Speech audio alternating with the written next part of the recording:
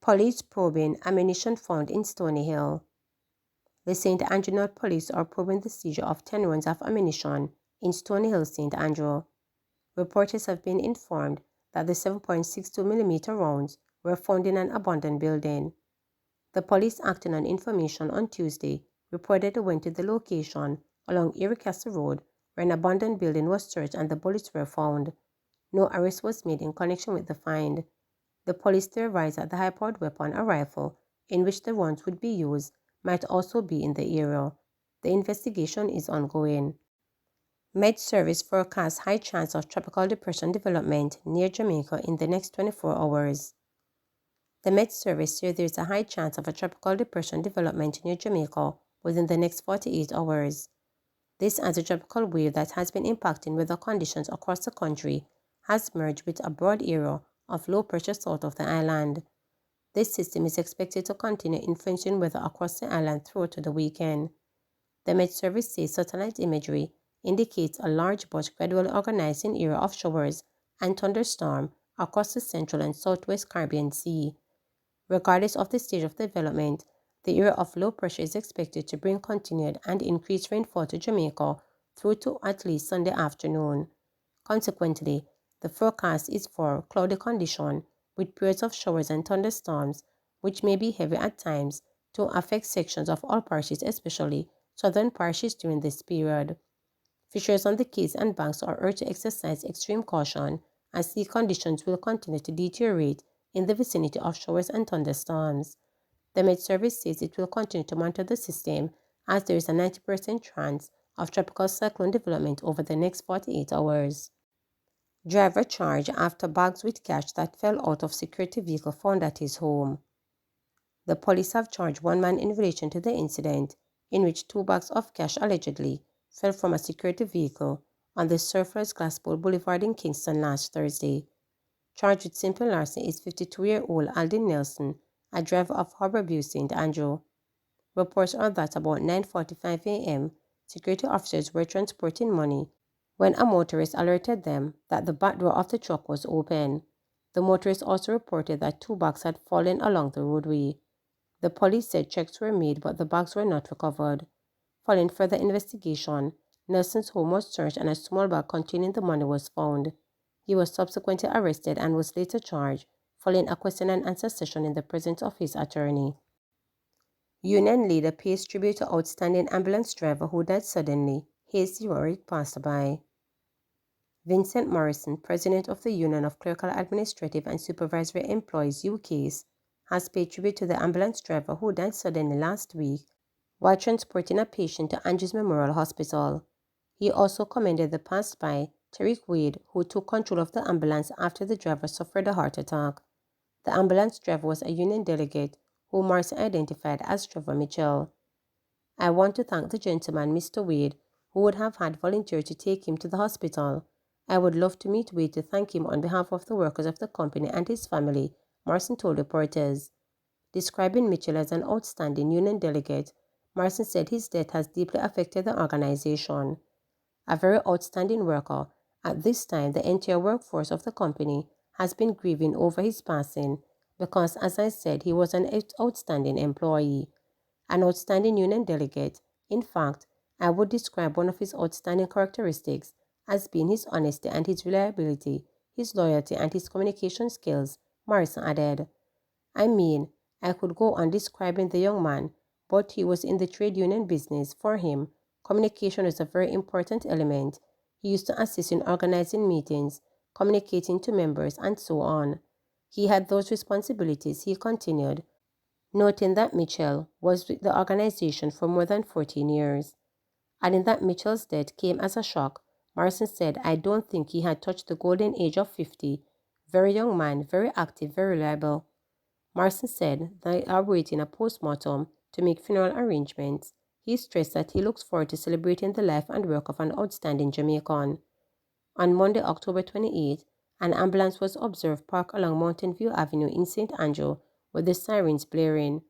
On their approach, residents observed a nurse inside the ambulance attempting to resuscitate the driver who was unconscious.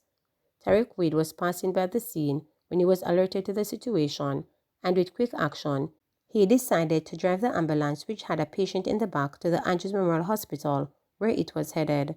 The ambulance driver, however, was taken to Kingston Public Hospital by police officers who were also on the scene. Health Minister Dr. Christopher Tufton calls for collaboration with the Ministry of Education to address adolescent vaping. Health Minister Dr. Christopher Tufton says there is a need for collaboration with the Education Ministry to address the practice of vaping among adolescents. The 2023 National Drug Prevalence Survey has found that the risk perception of vaping is consistently low among adolescents. Dr. Tufton says the ministry faces a significant task in addressing this issue. Meantime, he says the survey shows that more people are aware of the harmful effects of vaping. A concerning finding here is when disaggregated by age group, we found risk perception to be consistently lowest among the adolescent population, that's 12 to 17 years. It reinforces the fact that we have a big task ahead in terms of the influence of social media, popular culture, pro-drug use attitudes, influencers of one form or another. And you've heard me speak about this, many others have too, around the use of vaping devices in our school system. This is a high-risk group, and so collaboration with the Ministry of Education and with other groups is very, very important. So this is a confirmation based on the survey. Something to note here is that in relation to vaping, in 2016, 30% of the population did not know how harmful vaping was. This has decreased to 20% according to the survey in 2023. We're of the view that the efforts of the NCDA and partners such as PAHO, the Heart Foundation and others through World No Tobacco Day observances and other public education initiatives are likely responsible for this shift in the right direction. So there's a small win there, but nevertheless, efforts must continue according to the survey. There is, however, more that needs to be done, particularly among our youth who are specifically targeted and many times with fairly deceptive strategies around being attracted to these types of alternative smoking, if you want to call it, vaping. Oftentimes not knowing what is actually the chemicals being used in these devices. Transport Authority issues new guidelines for seizure of motor vehicle. The Transport Authority, like the police, has designated the rank of the officer who should be authorized for the seizure of a motor vehicle. With immediate effect, the authorization for the seizure of vehicles will start at the level of the area supervisor. The announcement comes just days after Mines Director Ralston Simmet revealed during a TODS meeting that the authority was reviewing its processes and would announce the implementation of new measures soon. The changes by the authority also follow those recently effected by the Police High Command to have higher rank cops, such as inspectors, authorize the seizure of vehicles. In a statement, the authority said that with immediate effect, certain procedures or operational orders will be adopted when effecting seizures of motor vehicles in accordance with the Transport Authority Act. A Transport Authority inspector or a constable should have the power to seize any vehicle once it's determined that the offense has been committed. Among such offenses is if the vehicle is licensed as a stage carrier, express carriage, or route taxi, but is not being operated on the route for which it is licensed to operate. Another is if the vehicle is licensed as a passenger carrier, but is being operated as a stage carriage, route taxi, or express carriage. Mr. Simmet explained that while vehicle seizure is prescribed for those offenses, inspectors are encouraged to be diligent, judicious, and prudent in the exercise of this power. He noted that in some instances, based on the circumstances, it is best advised to proceed by way of summons or ticket. Mr. Simmet also pointed out that where a decision is made for seizure, the exposure of persons, property, and businesses to serious harm or loss must be carefully considered. As such, to further strengthen the system of accountability and ensure integrity of the process, the authorization for seizure of vehicles will start at the level of the area supervisor. Simmet also outlined the process to be followed if evidence is presented to a supervisor by an inspector for authorization for the seizure of a motor vehicle. He added that consideration must be made when children, especially babies, are being transported in motor vehicles operating without the required license and without adequate provision for alternative transportation.